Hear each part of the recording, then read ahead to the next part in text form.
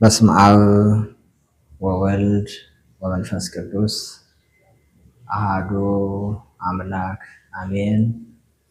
መጋቢት 22 ነግ ጠዋት ላይ ከሚነበብ የወንጌል ክፍል የማቴዎስ ወንጌል ምዕራፍ 21 ከቁጥር 6 እስከ 13 ያለው እስከ 12 እስከ 13 ያለው የእግዚአብሔር ቃል እንዲህ ይላል።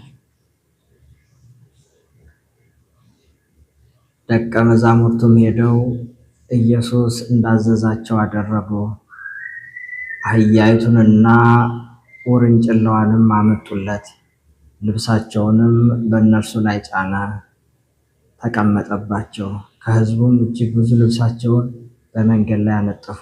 ሌሎችም ከዛፍ ጫፍ ጫፉን እየቆረጡ በመንገድ ላይ ያነጥፉ ነበር። የሚቀድሙትም ሕዝብ የሚከተሉትም ሆሳዕና ለዳዊት ልጅ በጌታ ስም የሚመጣ የተባረከ ነው፣ ሆሳዕና በአርያም እያሉ ይጮኹ ነበር። ወደ ኢየሩሳሌም በገባ ጊዜ መላው ከተማ ይህ ማን ነው ብሎ ተናወጠ። ሕዝቡም ይህ ከገሊላ ናዝሬት የመጣ ነቢዩ ኢየሱስ ነው አሉ።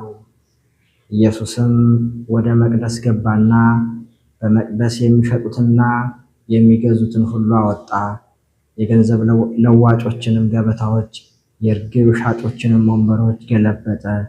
ቤቴ የጸሎት ቤት ትባላለች ብሎ ተጽፏልና እናንተ ግን የወንበዴዎች ዋሻ አደረጋችኋት አላቸው።